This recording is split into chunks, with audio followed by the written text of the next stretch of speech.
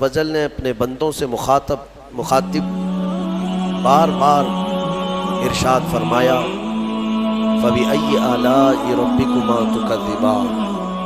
इसमें मुखातब जो है दो लोग हैं, जिन्नात भी हैं और इंसान भी हैं। दोनों को खिताब किया जा रहा है कि ऐ जिन्नात और ऐ इंसानों, तुम अपने रब की कौन कौन सी नियामतों को झुटलाओगे। इस आयत को 30 से ज़्यादा मरतबा दोहराया गया सूरह रहमान में। मेरे अजीज़ों, मेरे आका सल्लल्लाहु तआला अलैहि वसल्लम इरशाद फरमाते हैं अपने सहाबा से कि मैंने ये सूरह जिन्नात के सामने तिलावत की तो वो सुन करके तुमसे बेहतर जवाब देते थे, यानी रो पड़ते थे और हर आयत पर ये कहते कि ऐ अल्लाह, हम तेरी किसी नियामत को नहीं झुटलाते, नाशुक्री नहीं करते। मेरे अजीज़ों, अल्लाह तबारक व तआला अपने बंदों से जो सबसे ज़्यादा पसंद फरमाता है जो चीज़, वो शुक्र है। और शैतान अगर सबसे ज़्यादा किसी चीज़ से तुम्हें दूर करता है तो अल्लाह के शुक्र से ही, क्योंकि उसने चैलेंज किया है अल्लाह ताला की बारगाह में। आयत का हिस्सा मैं आपके सामने अर्ज करता हूँ। अल्लाह तबारक व तआला से उसने कहा, लअक़उदन्न लहुम सिरातकल मुस्तक़ीम थुम्मा लआतियन्नहुम मिन बैनि अयदीहिम व मिन खल्फिहिम व अन अयमानिहिम व अन शमाइलिहिम व ला तजिदु अक्सरहुम शाकिरीन। अल्लाह ताला से चैलेंज करते हुए कहता है शैतान के मौला, तेरे रास्ते पर मैं बैठ जाऊंगा, सीधे रास्ते पर। जो भी उस पर चलेगा सीधे रास्ते पर, मैं कभी उसके दाएं जानिब से, कभी बाएं, कभी सामने से, कभी पीछे से आकर उसे ऐसा वरगलाऊंगा कि ऐ रब, तू अपने बंदों में शुक्र करने वाले नहीं पाएगा। शैतान भी किस चीज़ की वो कर रहा है चैलेंज में, शुक्र करने वाले नहीं पाएगा मौला तू। और अल्लाह ने कुरान में फरमाया, वक़लीलुम मिन इबादियश शकूर, मेरे बंदों में शुक्र करने वाले बहुत कम हैं, बहुत कम है। अब जब रहमान फरमा रहा है तो फिर ये जो इंसानों की तादाद है, क्वांटिटी है, इसमें अगर परसेंटेज निकाला जाए तो वो उंगलियों में गिने जाते हैं जो शुक्र करने वाले लोग। शुक्र इसकी अल्लाह तबारक व तआला ने फरमाया, तुम अगर शुक्र करोगे, लइन शकरतुम लअज़ीदन्नकुम, मैं ज्यादा दूंगा, वलइन कफरतुम इन अज़ाबी लशदीद, और अगर तुम नाशुक्री करते हो मेरी नियामतों की तो फिर समझ लो कि मेरा अजाब बहुत ही सख्त है। अल्लाह अज़्ज़ा वजल इस चीज़ को सख्त नापसंद करता है कि उसकी नियामतों का कोई नाशुक्री करे। इसीलिए मेरे अजीज़ों, अल्लाह के हबीब सल्लल्लाहु तआला अलैहि वसल्लम जब दुआ करते थे तो यूं ये अर्ज करते थे कि मौला, तू अपने शुक्रगुजार बंदों में मेरा शुमार फरमा। समझ रहे आप, सब्र आसान है और शुक्र मुश्किल है, सूफिया ने फरमाया। हालांकि शुक्र में क्या करना क्या है, सब्र देखा जाए तो कठिन होता है, बर्दाश्त करना होता है। मुसीबत आई, खामोश रहना है। किसी चीज़ की कमी हो गई, खामोश रहना है, यही तो सब्र है। गुनाह की ख्वाहिश हुई लेकिन नहीं किया, यही सब्र है। सब्र देखा जाए तो मुश्किल है, लेकिन सूफिया इकराम फरमाते हैं सब्र से ज्यादा मुश्किल शुक्र है। शुक्र है वो कैसे? कहा कि इसलिए कि जब खुशियां आती हैं तो आम तौर पर इंसान हर चीज भूल जाता है, उसे याद ही नहीं रहता कि देने वाले का मुझे शुक्र बजा लाना चाहिए, भूल जाता है। यही तो हमने देखा है। आप थोड़ा सा तजज़िया करके देख लें अपनी ज़िंदगी में, थोड़ा गौर व फिक्र करके देख लें।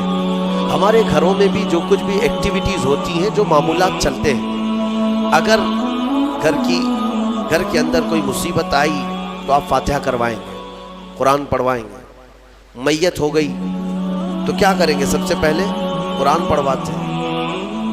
किसी की बीमारी हो गई, नज़ा का वक्त आया, किसी को बुलाया, कुरान पढ़वा रहे हैं। बहुत सख्त बीमार है, पानी पढ़ करके फुकवा रहे। ये सारी मुसीबतों के वक्त आप कुरान या इबादत की तरफ जा रहे हैं, सजदा कर रहे हैं। लेकिन कभी शादी हो रही है घर में, बच्चे का अकीका हो रहा है, वलीमा है, मंगनी है, इन सब मौके पर जो खुशियों के हैं, कब कुरान खानी होती है, कब कुरान पढ़ा जाता है? क्या रब ज़ुल जलाल की बारगाह में पहले से कोई शुक्राने की महफिल होती है? बहुत कम देखा गया। मौत पर, गम पर, बीमारी पर दुआएं मांगी तो जरूर जाती है, कुरान पढ़ा तो जाता है, लेकिन खुशियों के मौके पर बंदा भूल जाता है। इसीलिए सूफिया इकराम ने फरमाया शुक्र जो है ये मुश्किल है, और मुनाफिक शुक्र नहीं कर सकता। ये मोमिन को अता की हुई नेमत है शुक्र करना। शुक्र कैसे करेंगे आप? शुक्र करने का, शुक्र के बहुत सारे तरीके हैं। सिर्फ ये नहीं है कि जुबान से कह दिया अल्हम्दुलिल्लाह, बल्कि तुम्हारे हाथों पैर भी शुक्र बजा लाते हैं, तुम्हारी जुबान भी और तुम्हारा दिल भी। तीनों तरीके हैं शुक्र के। किसी की जुबान चलती ही नहीं तो क्या वो शुक्रगुजार नहीं है? लेकिन अगर अल्लाह रब्बुल इज्जत के हवाले अपने आप को कर दिया, दिल से वो कहता है कि मौला मेरा कुछ नहीं, सब तेरा है, वो दिल से कह रहा है, उसके दिल का शुक्र है।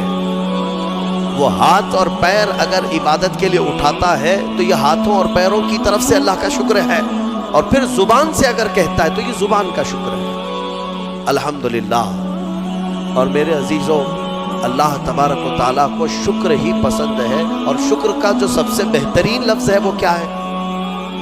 शुक्र करने का अल्लाह का सबसे बेहतरीन लफ्ज़ क्या है? अल्हम्दुलिल्लाह। यही है ना? आपको आदत डाली गई है कि किसी ने भी अगर आपसे पूछा कि तबीयत कैसी है तो आप क्या कहते हैं? अल्हम्दुलिल्लाह। चाहे सर दर्द हो ही रहा हो, लेकिन आप कहते हैं अल्हम्दुलिल्लाह।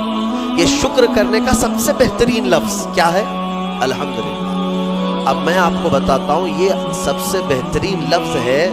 इसीलिए देखो कि अल्लाह ने अपनी किताब, आखिरी किताब कुरान भी अपने हबीब पर उतारा तो उसका सबसे पहला वर्ड क्या रखा? अल्हम्दुलिल्लाह। अल्हम्दुलिल्लाह से पूरा कुरान शुरू हुआ। फिर तुम अगर मौला की बारगाह में इबादत के लिए खड़े हुए, नमाज के लिए रकत बांधे, इमाम अगर कहीं से जहर में शुरू किया तो कहाँ से? नमाज में भी अगर इमाम क़िरात शुरू करता है तो कहाँ से शुरू करता है? अल्हम्दुलिल्लाह से ही शुरू करेगा।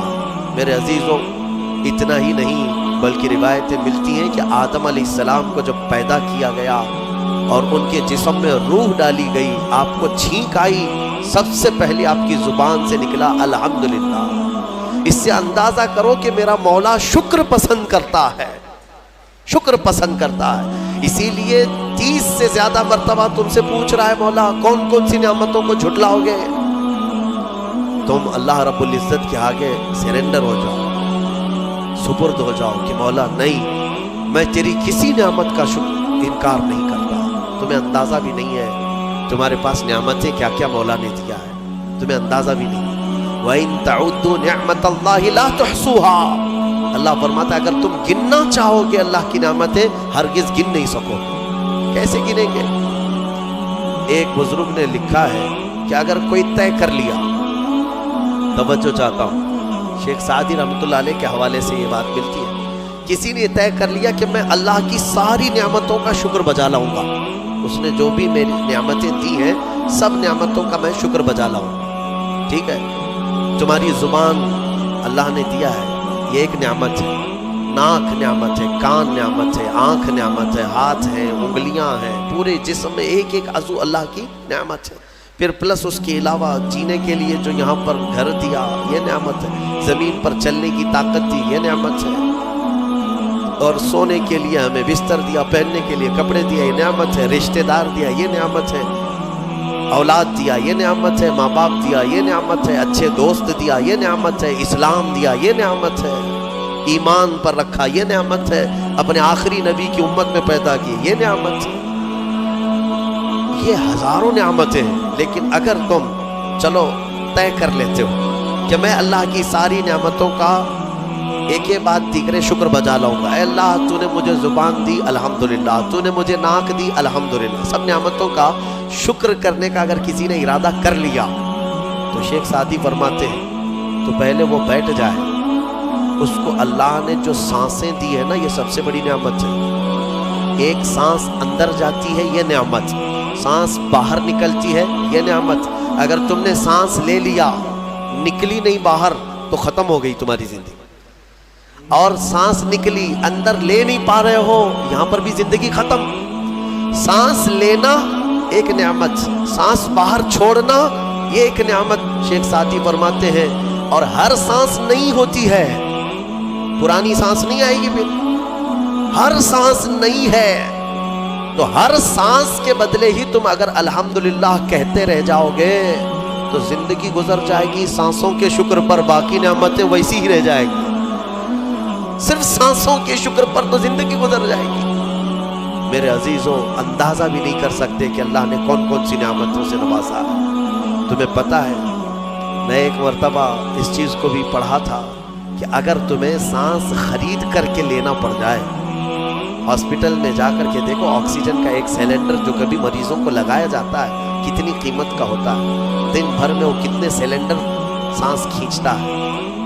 اس اعتبار سے اگر تمہاری زندگی 60 سال کی ہوئی اور 60 سال تمہیں آکسیجن خرید کر کے لینا پڑا تو تقریباً اس کی قیمت جو ہے کئی 100 کروڑ میں چلی جاتی ہے۔ ایک اندازے کے مطابق 50 سے 60 کروڑ کا آکسیجن تمہیں لگ جاتا ہے، تو کیا یہ ہر آدمی کیپیبل ہے اپنی سانسوں کو پیسے سے خرید سکے گا؟ اور رب ذوالجلال نے تمہارے لیے اتنی آسانیاں کی ہیں کہ سانس ایسا نہیں ہے کہ فلاں شہر میں ملتی ہے جا کر کے لائیں اور پھر کھینچیں، تم جہاں ہو تمہاری ناک کے قریب ہوائیں کیا ہے۔ اس رب قدیر نے اتنی بڑی نعمتوں سے تمہیں نوازا، تمہیں اندازہ بھی نہیں ہے۔ اور اسی لیے رب تعالیٰ فرماتا ہے فَبِأَيِّ آلَاءِ رَبِّكُمَا تُكَذِّبَانِ، تم میری کون کون سی نعمتوں کو جھٹلاؤ۔ حاتم اصم ایک بزرگ ہے، حضرت حاتم، خلیفہ ہارون رشید کے زمانے کے، خلیفہ ہارون رشید کے زمانے میں بادشاہ نے ایک مرتبہ ان کو طلب کیا اور پوچھا کہ کچھ نصیحت کیجیے آپ مجھے۔ وہ اکثر بڑے بڑے علماء کو دربار میں بلاتا اور نصیحت حاصل کرتا۔ حضرت حاتم اصم رضی اللہ تعالیٰ عنہ نے بادشاہ سے ایک سوال کیا کہ ہارون، اگر تمہارے ساتھ ایسا ہو جائے زندگی میں اور پیاس کی شدت ایسی ہے کہ تم بلک رہے ہو، اگر تم کو کوئی ایک گلاس پانی دینا چاہے اور وہ پیسوں میں دینا چاہے، اور اس آدمی کے علاوہ کسی کے پاس پانی نہیں ہے، تم ایسی جگہ پر پہنچ گئے ہو جنگل میں یا صحرا میں، تو تم اس کو کتنے پیسے دے کر خرید سکتے ہو؟ ایک گلاس پانی وہ بہت بڑی قیمت لگا رہا ہے، تم کو اگر بہت شدت کی ضرورت ہے تو تم کتنا مال دے کر کے خریدو گے؟ خلیفہ ہارون رشید نے کہا میں اپنی آدھی سلطنت بھی دینے کو تیار ہو جاؤں گا ایک گلاس پانی، کیونکہ ضرورت ہے انسان کی، جان بچانا ہے۔ تو حاتم اصم نے کہا ٹھیک ہے، تمہیں پانی تو مل گیا، کبھی ایسا ہوا تمہاری زندگی میں تم نے پانی تو پی لیا، پیٹ بھر کر پی لیا، پیٹ بھر کر کے، لیکن پانی اب نکلتا نہیں ہے، باہر نہیں نکلتا پانی، کوئی صورت ہی نہیں ہے کہ تمہارا پانی باہر آئے، پیشاب بند ہو چکا ہے۔ کوئی ایک حکیم ایسا ہے جو تم سے یہ کہے کہ میں تیرے پیٹ کا پانی باہر نکال دوں گا تو تو اسے کتنی قیمت دے گا؟ ہارون رشید نے کہا اس کو بھی میں اپنی آدھی سلطنت دے دوں گا، میرا پانی نکال دوں گا۔ تو حضرت حاتم اصم نے فرمایا ہارون، تیری پوری سلطنت کی قیمت ایک گلاس پانی کے برابر ہے، اگر نہ ملے تو آدھی سلطنت اور مل جائے نکالنے کے لیے آدھی سلطنت، تو سوچ وہ رب ذوالجلال بغیر کسی قیمت کے روز تجھے پلاتا بھی ہے اور روز تیرے سے نکالتا بھی ہے، کتنی بڑی نعمت ہے تیرے لیے۔ میرے عزیزوں، میں آپ کو ایک چیز بتاتا ہوں، میرے آقا صلی اللہ تعالیٰ علیہ وسلم نے اپنی امت کو سب سے زیادہ اگر دعائیں سکھائی ہیں تو وہ شکر کی دعائیں تلاش کر لینا۔ یہ میرے مطالعے کے اعتبار سے میں آپ کو بتا رہا ہوں، آپ روزمرہ کی زندگی جو چیز بھی کرتے ہیں اس میں اللہ کا شکر ہے۔ میرے آقا نے سکھایا، آپ کھانا کھانے کے لیے بیٹھ رہے بسم اللہ پڑھ کر کے شروع کیے، کھانا ختم ہونے کے بعد میرے آقا نے سکھایا ہے الحمدللہ الذی اطعمنا وسقانا وکفانا وجعلنا من المسلمین۔ کیا ہے؟ تمام تعریفیں اس اللہ کے لیے، شکر ہے اس مولا کا جس نے ہمیں کھلایا پلایا اور ہمیں ہدایت دیا اور مسلمان بنایا۔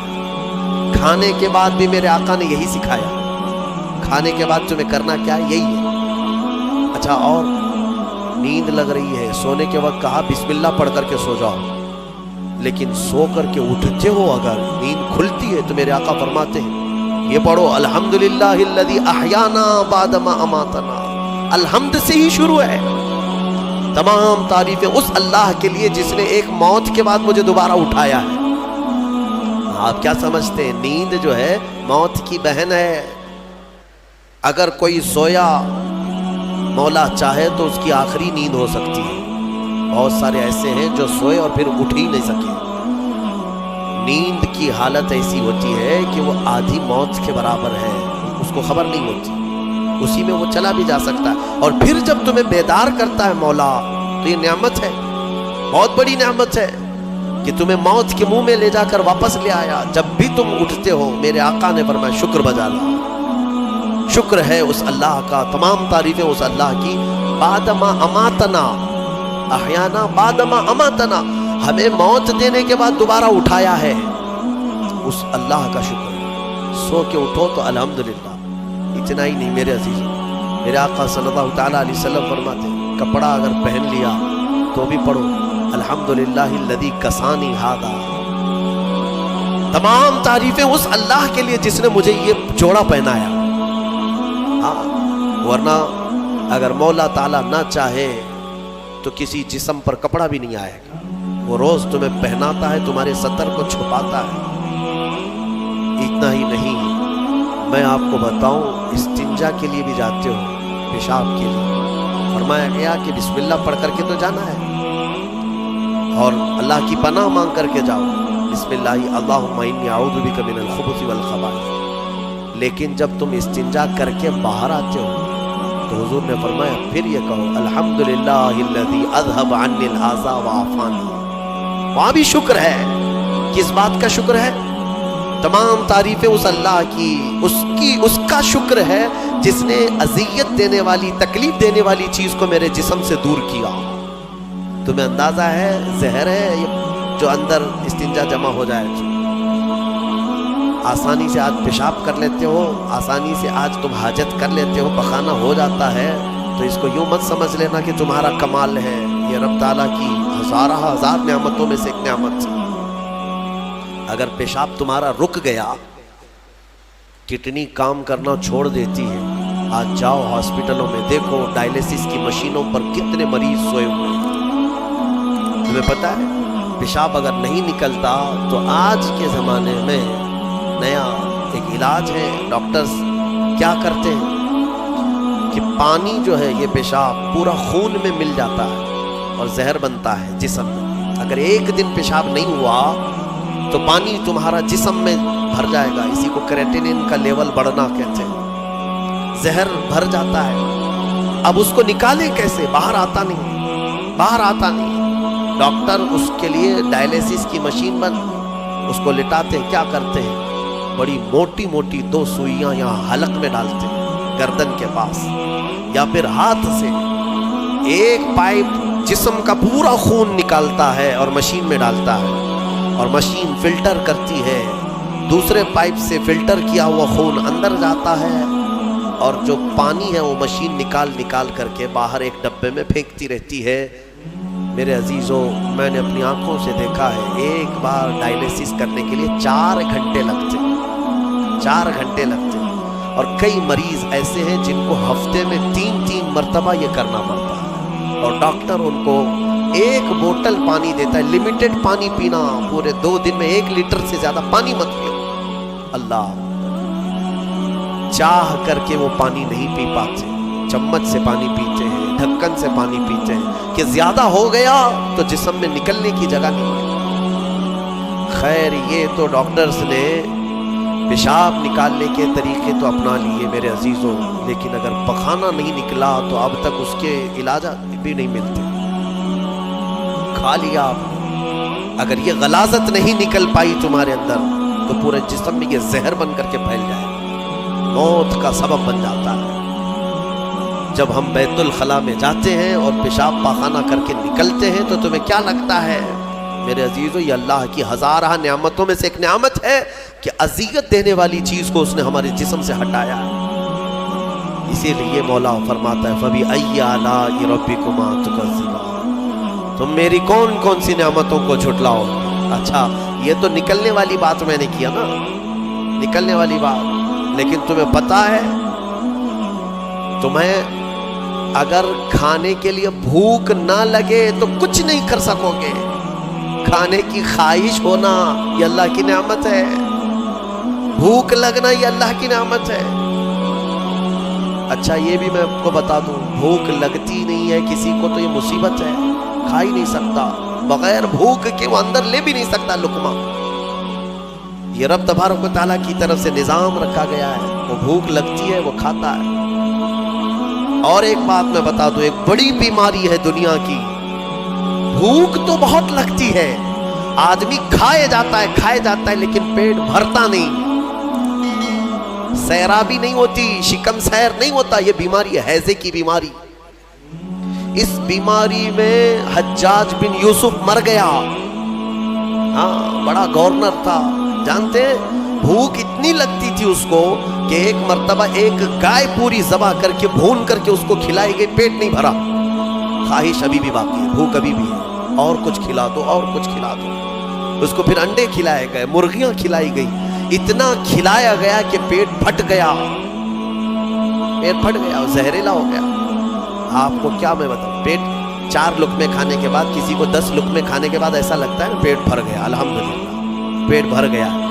یہ جو شکم سیر آپ کو لگتا ہے یہ اللہ کی نعمت ہے. کچھ لوگوں کو یہ بیماری ہے کہ تم ان کو 4 کلو بھی اندر کچھ ڈال دو تو یہاں کی جو چاہت ہے وہ نہیں جائے گی، خواہش نہیں ختم ہوگی. اسی طرح پیاس لگنا اللہ کی نعمت ہے، اور پیاس کا بجھ جانا یہ بھی نعمت ہے. سکرات کے وقت میں فرمایا گیا اگر ایک ندی پانی بھی اس کو پلایا جائے تو یہ حلق نہیں سوکھے گا، پیاس باقی رہے گی. اور پانی اور پانی اور پانی. تم اندازہ کر سکتے ہو 1 گلاس پانی پینے کے بعد اگر ٹھنڈک لگی، ہاں پیٹ بھر گیا، پیاس بجھ گئی، نعمت ہے اللہ کی یہ. اور ایک بیماری یہ ہے کہ اس کے اندر 1 بالٹی پانی بھی ڈال دیا جائے تو حلق نہیں سوکھتا، پیاس بجھتی نہیں ہے، پھر زبان چپکنے لگتی ہے، حلق سوکھنے لگتا ہے. یہ بیماری ہے. میرے عزیزوں میں تو صرف تمہارے جسم کی نعمتیں گنا رہا ہوں، تمہیں اندازہ بھی نہیں ہے. ابھی چند دنوں قبل میں نے اپنے بچوں کے سامنے بھی ایک بات عرض کیا تھا. میں 1-2 سال قبل شاید ایک مطالعے میں تھا، کسی چیز کی اسٹڈی میں، ایک نئی چیز میرے مطالعے پہ آئی تھی. ایک صاحب کئی دنوں سے وہ بیمار رہتے تھے. ان کو ہوتا کیا تھا، چلتے تھے تو اچانک ٹیڑھے ہو جائیں اور ایسا لگے کہ دیوار گر رہی ہے، روڈ پہ چلے تو ایسا لگے کہ یہ گاڑی میرے اوپر گرے گی. ہاں یہ ایک بیماری ہے. آپ وہ زمین پر کھڑے ہوتے ہیں، 2 پیروں سے کھڑے ہوتے ہیں نا، بیلنس کیسے رہتا ہے تمہارا؟ یہ چاہے موٹے ہو تگڑے ہو لیکن سیدھے تو کھڑے رہتے ہو. اور چلتے ہو تو کیا ایک طرف جھک جھک کے چلتے ہو، کبھی ادھر کبھی ادھر نہیں، ہوائیں چاہے جتنی بھی آئیں آپ سیدھے چلتے ہیں. یہ کون ہے جو تمہارے بیلنس کو مینٹین کیا ہوا ہے؟ صرف 2 ٹانگوں پر تمہارے پورے وزن کو کس نے قائم رکھا ہے؟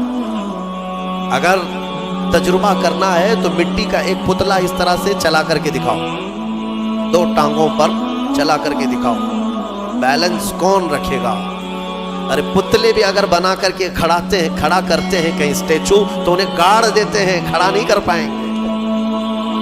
اتنا تمہاری ہی وزن کے بار 80 کلو کا ایک پتلا بناؤ مٹی کا اور اس کو صرف پیروں پہ کھڑا کر کے دکھاؤ، نہیں کھڑا ہوگا، ہوا آئے گی گر جائے گا.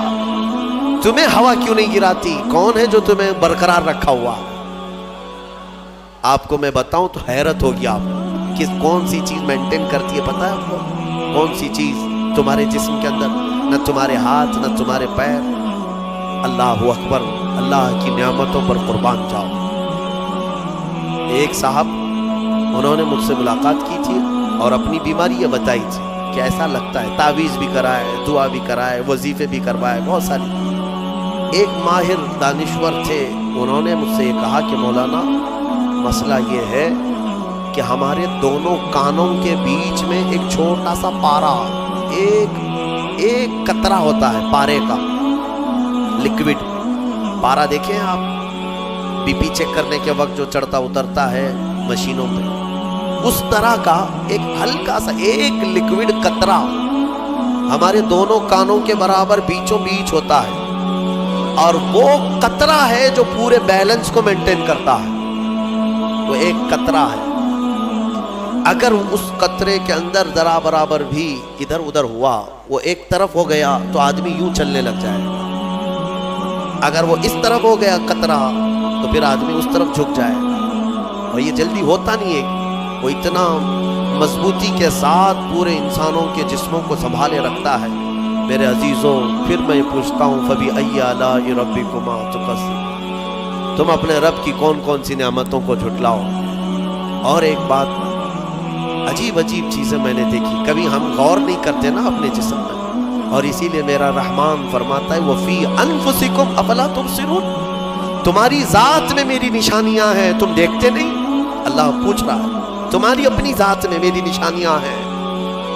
محبوب الہی نظام الدین اولیاء رحمۃ اللہ تعالیٰ نے فرمایا، اللہ تبارک و تعالیٰ تک اگر پہنچنا چاہے بندہ تو صرف اس کی نسیں جو ہے نا، اس کی رگیں، یہی کافی ہیں اس کے لیے۔ ہاں میرے عزیزوں، آج بھی ڈاکٹرز یہ کہتے ہیں کہ تمہارے جسم کے اندر کی نسیں اگر کھول کر کے پھیلا دی جائیں تو 10,000 کلومیٹر تک پھیل جائیں گی، یعنی تقریباً ایک دنیا گھومنے کے برابر۔ اتنی نسیں تمہارے جسم کے اندر ہیں کہ اگر ان کو کھول کر کے پھیلا دیا جائے تو اتنی لمبی، کون ہے جو یہ سارا مینٹین کیا ہوا ہے، اور ہر نس میں وہ خون کو دوڑاتا ہے اور پھر واپس پہنچاتا ہے دل تک۔ ایک چیز میں جو کہہ رہا تھا وہ یہ ہے، عجیب سی چیز ہے، ایک صاحب نے فرمایا کہ ایک بیماری ہے کہ یہ ایک صاحب ہیں کہ ان کی آنکھوں کی پلک بند ہی نہیں ہوتی، اس پر تحقیق کی گئی۔ میرے عزیزوں، کتنی چھوٹی چیز لگتی ہے، آپ پلکیں جھپکاتے ہیں نا، آپ کے اختیار میں نہیں، اور بہت ہلکی سی ہے، یوں کیا بند ہوئی، یوں کیا کھول دیا، آنکھیں بند ہو رہی کھل رہی ہیں۔ آپ کو پتا ہے اس کے اندر کیا چیز ہے؟ کہا کہ ایک بہت ہلکا سپرنگ ہے ان پلکوں کے بھی اوپر، باقی سب جگہ اس طرح اپنے آپ نہیں ہوتے ہیں کہ خود سے جو ہے بند ہو رہی ہو کھل رہی ہو۔ کان کیا اس طرح کرتا ہے ہمارا؟ اٹھ گیا اپنے آپ، بیٹھ گیا اپنے آپ۔ یہ ہلکی سی پلکوں کی جو چمڑی ہے، نیچے آتی اوپر جاتی، نیچے آتی اوپر جاتی، کیا چیز ہے؟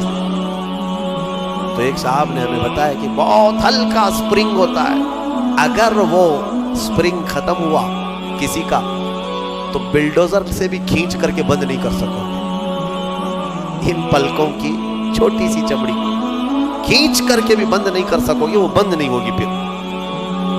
اسی لیے مردوں کو دیکھو، اگر کسی کی آنکھیں بند نہیں کیا آپ نے موت کے بعد، وہ کھلی رہ گئی، تو پھر آپ گھنٹوں کھینچ کے اس کی آنکھ بند کرو، بند نہیں ہوگی، نہیں ہوگی، کیونکہ موت کے بعد یہ سارا حصہ ختم ہو گیا، اور مرے ہوئے آدمی کو آنکھیں بند ہے اس کی، آپ نے بند کیا، پھر اس کے 1-2 گھنٹے کے بعد اس کی پلکیں اٹھا کر کے دکھا دو، کھول کر کے دکھا دو اس کی آنکھیں، سارے لوگ مل کر کے بھی اس کی آنکھوں کی پلکوں کو کھول نہیں سکے۔ میرے عزیزوں، ہے تو بہت ہلکی سی چیز، لیکن تمہیں پتا ہے اس کی معنویت کتنی ہے، اس کی معنویت کتنی ہے؟ یہ بات میں کیوں کہہ رہا ہوں؟ ایک صاحب کو یہ بیماری کی وجہ سے، اس بیماری کی وجہ سے وہ پاگل ہو گئے۔ کیا بیماری تھی کہ پلک جھپک نہیں رہی، بند نہیں ہو رہی ہے، اور بند نہیں ہو رہی ہے تو نیند نہیں آتی۔ جیسے نیند آئے گی تو آنکھوں کا آٹومیٹک بند ہونا ہے، اور آنکھ بند نہیں ہو رہی تو سوئے گا کیسے؟ اور نس ہونے کی وجہ سے وہ مینٹلی ختم ہو گیا، پاگل ہو گیا، اور اب تو شاید مر بھی گیا۔ یہ کافی 2-3 سال پہلے کی بات میں ہم اندازہ بھی نہیں کرتے کہ اتنی چھوٹی چھوٹی چیزیں۔ میرے عزیزوں، ہمارے بال جو جسم میں ہے، ایک رواں بھی اس کا بال کا، یہ اللہ کی نعمت ہے۔ آپ دیکھیں ایک بال بھی نکل گیا تو پھوڑی آ جاتی ہے، اس کی قیمت بتانے کے لیے کہ یہ یوں ہی اللہ نے نہیں دیا، تو یوں ہی نہیں، ایک خاتون کو میں نے دیکھا تھا، چھوٹی سی لڑکی تھی وہ، اس کے صرف یہ آنکھوں کے اوپر کی بھویں نہیں تھی اور بال کچھ بھی نہیں تھے، جس کی وجہ سے وہ اتنی ڈراؤنی لگتی تھی کہ بچے دیکھ کر کے بھاگ جاتے تھے، صرف یہ آنکھوں کے بال نہیں تھے اور وہ چہرہ چھپائے رہتی. بہت بڑی ٹیلنٹڈ بچی، پڑھنے میں لکھنے میں ساری چیزوں میں بہت اچھی، لیکن اس کی وجہ سے وہ چہرہ چھپائی رہتی. اس دن مجھے محسوس ہوا کہ اگر ایک بھی چیز ہماری ادھر ادھر ہو جائے تو انسان کا سارا جمال ختم ہو جاتا ہے. اسی لیے میرے عزیزو، اللہ نے جو چیزیں تمہارے پاس آج دی ہیں شکر بجا لاؤ، اللہ کا شکر بجا لاؤ. اور سورہ رحمان آج تم نے سنا ہے، بار بار مولا کی بارگاہ میں عرض کرو، مولا ہم تیری کسی نعمت کو